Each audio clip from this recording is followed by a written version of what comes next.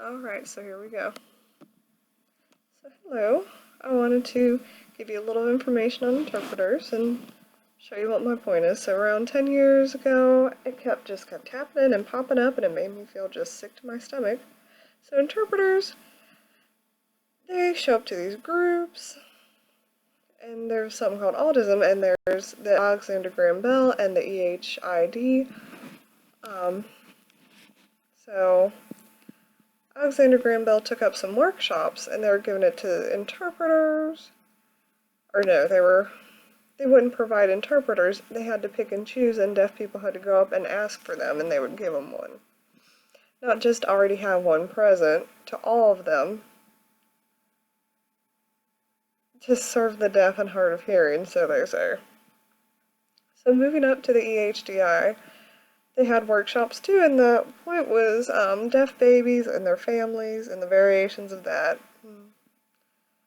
So hearing deaf, it was just a variation. So the workshop, all of those were not provided interpreters. They had to pick and choose, and deaf had to come up and ask them, and they would provide them then, but those two, it was just bad. So, the deaf people were invited, and they could go, and they should have those interpreters ready for those. But no, they had to pick and choose. So the point of that is that Alexander Graham Bell, their goal was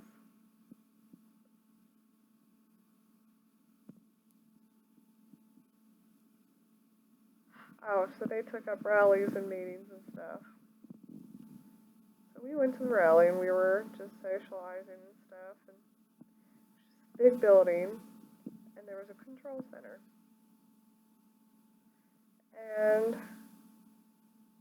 the interpreters were standing at this window looking down at us. And the deaf people, they were down there, and the interpreters were doing what? They were spying on us. They were speaking what we were signing, and for 3 hours. That means, so Alexander Graham Bell was giving them $40 an hour for these interpreters, so 40, 40, and 40.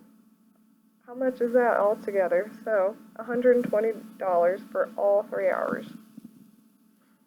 And they would watch and speak what we were saying in the hearing. They would type down what we're saying and upload it. And us being deaf, it was like, okay, what's the point of interpreters being spies for this hidden society of autism and these cultures? So moving on, the year's 2012. EHDI.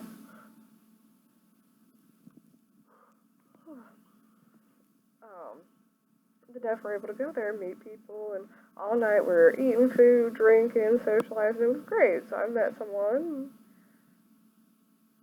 What happened was someone came up and they told us you're not allowed to be talking to these interpreters. There's a line and a fence, and you can't cross that fence. Interpreters are over there, and the deaf are over here. And you can't go over to that side. The interpreters are just over there communicating, and we were watching that over here, and it was just a hidden society over there. And we're deaf, and we're over here, and we've given you our language, our culture, our science. We've given you that, the deaf culture, and they're just sitting over there, and all they see on their faces is just money signs. Okay, so that's messed up. So the other day, I was talking with someone who is deaf, and we were just walking along, and I was signing to him, and we entered this place, and it was rallying, and the interpreter came up, running up to us, and was voicing everything I was signing. And they just kept doing it. I was like, I'm deaf, I don't want you to be saying all this stuff, it's just between me and him. And the interpreter was like, oh, they kept on voicing it. I was like, stop. And they're like, they kept on voicing it. So what did I do?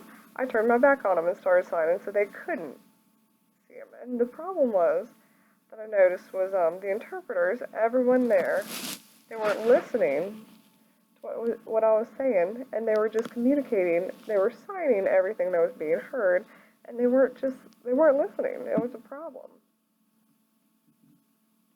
That made me sick. And moving on to the year 2013, 13, California. They had a little meeting there, and it was a rally, and we were all communicating, and we entered in the interpreters. I was just confused. Oh, this one, they had a good heart, they cared about it, they wanted to be an interpreter for the right reasons. And I came up to her, I'm like, oh, what's up? And she was like, I'm at my job, so I can't communicate. And the interpreters, the other interpreter, they were like, no, don't care.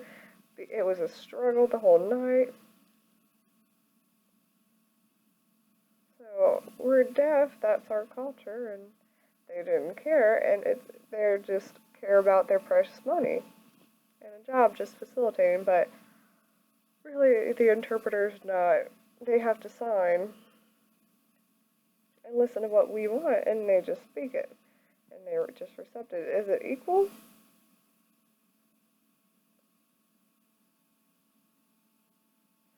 So we went to the meeting, and there were two interpreters, Allie, and so the two of them, and we were socializing for the meeting all through the night, and it was time for it to be finished, and I raised my hand out for the interpreter. They got through their last point, and the interpreter stood there, crossed his arms, looked at me, and they didn't voice nothing. And I was asking them to sign for me, and they turned off their voice because it was time for them to stop. The meeting was finished, and they stood up, and I'm like, they didn't care. So I asked for the other interpreter to come up, and for Allie to come up, and she ran up there, she signed for me and voiced for me, and then when it was finished, it just made me feel so sick, and it bothered me so much, it felt really wrong. So I met with the Interpreter Society, and I was asking them their opinion on this, how they felt, what their perspective was, and they're like, ooh, that feels really wrong. That doesn't feel right. That's not equal to you.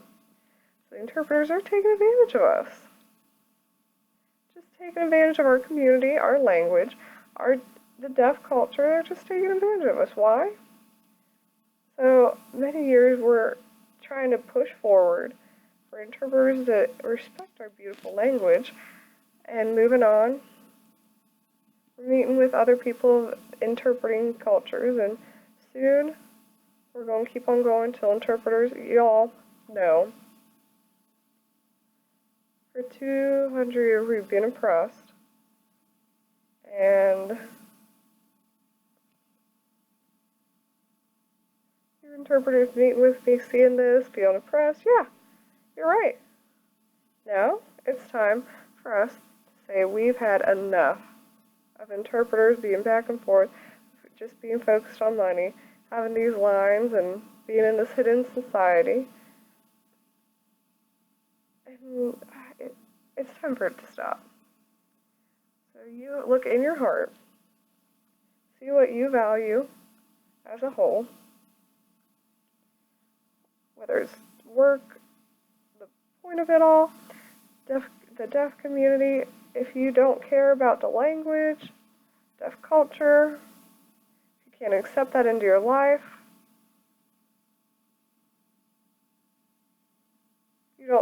if you don't stand up, take up arms, ask people, talk to people, make it clear, then it's going to hurt you in your future, your community, your everything. So you've got to think about that yourself. Stand up, take arms, reach out to people. If you don't care, you don't need to be an interpreter. Bye-bye. Just think about that. Talk to people. Now's the time. We have had enough. Thank you.